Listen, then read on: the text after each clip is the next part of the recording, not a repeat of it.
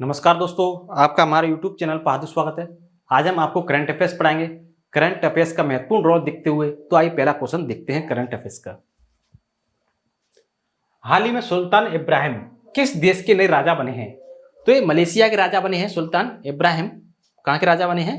Malaysia के। सुल्तान Ibrahim Malaysia के राजा बने हैं। नेक्स्ट क्वेश्चन देखते हैं। हाल ही में किस राज्य सरकार ने जय भीम मुख्यमंत्री प्रतिभा विकास योजना शुरू की है? जो कि दिल्ली ने शुरू की है। और आपको बता दें, विश्व की सबसे ऊंची नटराज प्रतिमा दिल्ली में स्थापित की जाएगी। सबसे ऊंची नटराज प्रतिमा दिल्ली में स्थापित की जाएगी। और आपको बता दें कि नई दिल्ली में राजघाट पर महात्मा गांधी की प्रतिमा का अनावरण राष्ट्रपति ने किया है। और दिल्ली की महत्वपूर्ण बताते हैं कि नई दिल्ली में दुनिया की पहली 100% इथेनॉल वाली कार भी लॉन्च की गई है। दिल्ली सरकार ने कक्षाओं में मोबाइल फोन के इस्तेमाल पर भी प्रतिबंध लगा दिया है। हाल ही में कौन भारत में आईफोन का उत्पादन शुरू करने जा रहा है? तो आईफोन का उत्पादन टाटा समूह शुरू करने जा रहा है। अदानी ग्रुप, TCS, विप्रो, टाटा समूह आईफोन का उत्पादन शुरू करने जा रहा है। हाल में किस देश ने 40वां अंटार्कटिक वैज्ञानिक अभियान शुरू किया है? तो चीन ने शुरू किया है 40वां अंटार्कटिक वैज्ञानिक अभियान। और चीन की महत्वपूर्ण बात बताते हैं आपको कि चीन ने झाओ जियांग को अफगानिस्तान में अपना नया राजदूत नियुक्त किया है। और भारत ने चीन से सौर ऊर्जा आयात 76% तक की भी कटौती की है। चीन ने बच्चों द्वारा स्मार्टफोन के उपयोग को 2 घंटे तक सीमित करने की भी योजना बनाई है। और चीन ने 16 मेगावाट क्षमता वाली दुनिया की सबसे बड़ी पवन टरबाइन को भी शुरू किया है। किस भारतीय शहर को साहित्य श्रेणी में यूनेस्को क्रिएटिव सिटीज नेटवर्क में जोड़ा गया है? तो कोझिकोड को जोड़ा गया है साहित्य श्रेणी में। और आपको बता दें 2 शहरों को जोड़ा गया है, ग्वालियर और कोझिकोड। साहित्य श्रेणी में कोझिकोड को और ग्वालियर को संगीत की श्रेणी में। इसका आंसर है कोझिकोड। हाल ही में कौन विश्व स्वास्थ्य संगठन के दक्षिण पूर्व एशिया क्षेत्र का नेतृत्व करेंगी? तो साइमा वाजिद हैं। साइमा वाजिद जो कि बांग्लादेश की प्रधानमंत्री हैं। शेख हसीना उनकी लड़की हैं ये।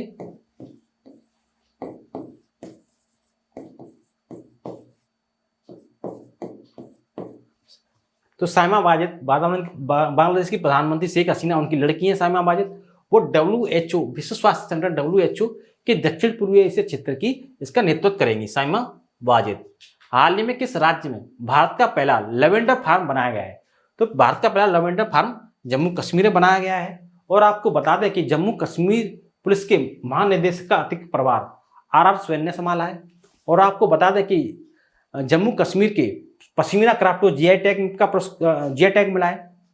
और जम्मू कश्मीर में बंगस वैली फेस्टिवल का भी आयोजन किया गया है। और इस मिस वर्ल्ड 2023 का आयोजन भी कश्मीर में होगा। 7 दिवसीय बहुभाषी लघु कथा महोत्सव जम्मू में शुरू होगा। और आपको बता दें कि भद्रवाह, राजमा और रामबन सुराई शहद को भी GI टैग मिला है, जो कि जम्मू कश्मीर का है। हाल ही में किस देश ने मुफ्त फ्लू टीकाकरण अभियान शुरू किया है? तो ये मंगोलिया ने शुरू किया है। मंगोलिया ने। किस फुटबॉल खिलाड़ी ने सर्वश्रेष्ठ खिलाड़ी का बैलन डी और पुरस्कार जीता है? तो ये लियोनेल मेसी ने जीता है और रिकॉर्ड 8वीं बार जीता है। क्रिस्टियानो रोनाल्डो ने 5वीं बार जीता है। और एताना बोनमती ने महिला वर्ग में यह पुरस्कार जीता है। हाल ही में श्रीलंका के त्रिकोमाली में भारतीय स्टेट बैंक की शाखा का उद्घाटन किसने किया? तो भारत की वित्त मंत्री हैं निर्मला सीतारमण, इन्होंने इसका उद्घाटन किया है। और आपको बता दें कि श्रीलंका के बारे में महत्वपूर्ण बात कि फीफा ने श्रीलंका के फुटबॉल महासंघ को प्रतिबंध इसका हटाया है। और श्रीलंका में कैंडी एसाला पेरेहरा मनाया जा रहा है। श्रीलंका के ऑलराउंडर बानिंदु हसरंगा ने टेस्ट क्रिकेट से संन्यास ले लिया है। और आपको बता दें कि भारत ने श्रीलंका को डिजिटल पहचान परियोजना के लिए 45 करोड़ रुपए की वित्तीय सहायता भी प्रदान की है। फीफा पुरुष विश्व कप 2034 की मेजबानी कौन करेगा? तो फीफा जो फुटबॉल का जो एक संगठन है, तो पुरुष विश्व कप है उसकी 2034 की मेजबानी कौन करेगा?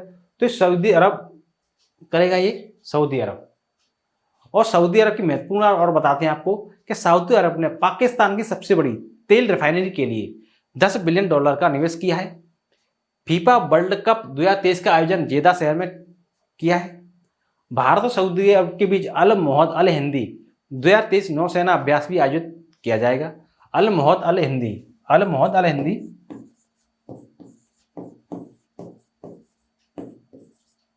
अल मोहद है ये, अल मोहद अल हिंदी नौसेना अभ्यास है, ये आयोजित किया जाएगा भारत और सऊदी अरब के बीच।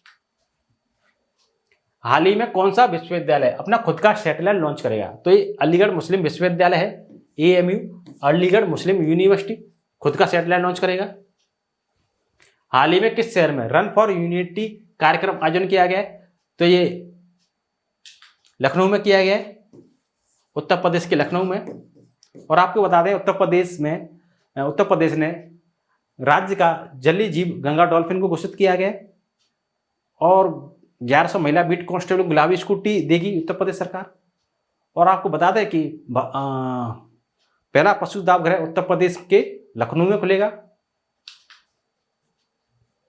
हाल ही में कहाँ 67वें राष्ट्रीय स्कूल खेलों का उद्घाटन किया गया है? तो ये श्रीनगर में किया गया है। हाल ही में केंद्रीय शिक्षा मंत्री धर्मेंद्र प्रधान ने किस राज्य में 124 PM श्री स्कूलों का शुभारंभ किया है? तो ये हरियाणा में किया है। कहां पे किया है? हरियाणा में 124 PM श्री स्कूलों का उद्घाटन, शिक्षा मंत्री है धर्मेंद्र प्रधान, इन्होंने हरियाणा में किया है। और आपको बता दें हरियाणा की नई बात कि हरियाणा के नए DG के रूप में शत्रुजीत कपूर ने कार्यभार संभाला है। हरियाणा के DGP हैं शत्रुजीत कपूर, इन्होंने कार्यभार संभाला है। और आपको बता दें कि हरियाणा सरकार ने विधुर या अविवाहित लोगों के लिए मासिक पेंशन की भी घोषणा की है। हरियाणा ने 6ठी या महिला राष्ट्रीय चैंपियनशिप भी जीती है। हरियाणा सरकार ने अभिनेत्री मीता अवस्थी को मनोरंजन नीति परिषद का अध्यक्ष नियुक्त किया है। हाल ही में किस देश ने अंतरिक्ष स्टेशन के लिए अपना सबसे कम उम्र का दल रवाना किया है? तो चीन ने अपने सबसे कम उम्र का दल रवाना किया है अंतरिक्ष स्टेशन के लिए। हाल ही में किसे वैश्विक शिक्षक पुरस्कार 2023 मिला है? वैश्विक, तो ये दीप नारायण नायक हैं, दीप नारायण नायक, इनको वैश्विक शिक्षक पुरस्कार 2023 से सम्मानित किया गया है। हाल ही में किस देश की जन्म दर में रिकॉर्ड गिरावट दर्ज की गई है? तो इटली में की गई है, रिकॉर्ड गिरावट दर्ज की गई है। और आपको बता दें कि इटली के पूर्व प्रधानमंत्री सिल्वियो बर्लुस्कोनी का 40 साल की उम्र में निधन हुआ है। इटली के माउंट एटना ज्वालामुखी में एक बार फिर विस्फोट हुआ है। इटली का माउंट एटना है, ज्वालामुखी है, इसमें ये माउंट एटना ज्वालामुखी एक बार फिर इसमें विस्फोट हुआ है। इटली का माउंट एटना ज्वालामुखी है। और आपको बता दें इटली के शोधकर्ताओं ने आदर्श ग्रैस की भी खोज की है। और 18वीं शताब्दी के तमिल पांडुलिपियां भी इटली में खोजी गई हैं। नॉर्थ ईस्ट इंडिया फेस्टिवल भी इटली में आयोजित किया गया है। तो इटली की ये सारी बातें थी, आपको मैंने बता दी। विजन इंडिया @2047 योजना तैयार करने का काम किस संस्था को सौंपा गया है? तो ये नीति आयोग है, इसको सौंपा गया है नीति आयोग। और आपको बता दें कि विजन इंडिया @2047 इसका मतलब क्या है? मतलब ये क्यों रखा गया है इसका नाम ऐसा? तो इसका नाम इसलिए रखा गया है कि ये एक भारत को एक विकसित देश बनाने के उद्देश्य से एक विजन दस्तावेज हो। और इस नीति आयोग के CEO BR सुब्रमण्यम ने ये ऐसा किया है। और अनुमान लगाया गया है कि 2047 में भारत की अर्थव्यवस्था $30 ट्रिलियन की होगी, जिसमें प्रति व्यक्ति सकल घरेलू उत्पाद $17,590 होगा, $17,590। नेक्स्ट क्वेश्चन हमारा, सलीमुल हक जिनका हाल ही में निधन हो गया किस देश से जुड़े थे? तो ये आपको बता दें किस पेशे से जुड़े हुए थे? जलवायु परिवर्तन विशेषज्ञ थे, चिकित्सक थे, बीमा सलाहकार थे, पेशेवर वकील थे। तो जलवायु परिवर्तन विशेषज्ञ थे ये सलीमुल हक जलवायु परिवर्तन विशेषज्ञ थे। और जलवायु न्याय के एक प्रमुख वकील थे। और ढाका में, जो कि बांग्लादेश की राजधानी ढाका है, तो ढाका के थे ये। ढाका में international centre for climate change and development के निदेशक प्रोफेसर सलीमुल हक का 71 वर्ष की आयु में निधन हो गया। वे जलवायु परिवर्तन पर्यावरण विकास के क्षेत्र में सम्मानित विशेषज्ञ थे। किस कंपनी ने भारत की पहली उपग्रह आधारित गीगाबिट ब्रॉडबैंड सेवा शुरू की है? तो ये रिलायंस जियो इन्फोकॉम ने शुरू की है, ये रिलायंस जियो इन्फोकॉम। और भारत की पहली सैटेलाइट आधारित गीगाबिट ब्रॉडबैंड सेवा जियो स्पेस फाइबर इसने शुरू की है। इसका उद्देश्य भारत के दूर दराज के क्षेत्रों में हाई स्पीड इंटरनेट कनेक्टिविटी प्रदान करना, जो पहले कम सेवा वाले या दुर्गम थे। जियो स्पेस फाइबर इसने शुरू किया है, जियो स्पेस फाइबर जो दुर्गम इलाके हैं वहां पर इसकी कनेक्टिविटी देना है। यूरोपीय संघ EU और भारत ने अपना पहला संयुक्त नौसैनिक अभ्यास किस स्थान पर आयोजित किया है? तो ये भारत ने गिनी की खाड़ी में आयोजित किया है, गिनी की खाड़ी में। हाल ही में किस देश के वैज्ञानिकों ने कोकीन के लिए एक टीका विकसित किया है? तो ब्राजील के वैज्ञानिकों ने किया कोकीन के लिए एक टीका। ये तो बता चुके हैं। यूरोपीय संघ भारत के बीच नौसैनिक अभ्यास हुआ है गिनी की खाड़ी में। हाल ही में फिनटेक यूनिकॉर्न के मामले में कौन सा देश शीर्ष पर रहा? तो ये USA है पहले नंबर पर, इंग्लैंड दूसरे नंबर पर, भारत तीसरे नंबर पर। और आपको फिनटेक मामले में USA पहले नंबर पर। और आपको USA के बारे में महत्वपूर्ण बताते हैं कि भारत के बाहर दुनिया का सबसे बड़ा हिंदू मंदिर न्यू जर्सी में स्थापित किया गया है। और भारत के बाहर भीमराव अम्बेडकर जी की सबसे बड़ी प्रतिमा अमेरिका के मेरीलैंड में स्थापित की गई है। हाल ही में उत्तराखंड में भारतीय हंगर प्रोजेक्ट को किस देश का समर्थन मिला है? तो ये नॉर्वे का समर्थन मिला है। किस देश की एक अदालत ने 8 पूर्व भारतीय नौसेना कर्मियों को मौत की सजा सुनाई है? तो कतर की अदालत है, ये कतर देश की अदालत है। तो 8 नौसेना कर्मियों को मौत की सजा दिलाई है। और ये पूर्व नौसैनिक अगस्त 2022 में गिरफ्तार किए गए थे। कतर ने नौसैनिकों पर इजरायल के लिए जासूसी का आरोप लगाया है। और विदेश मंत्री एस जयशंकर ने इन पूर्व नौसैनिकों के परिवारों से भी मुलाकात की है।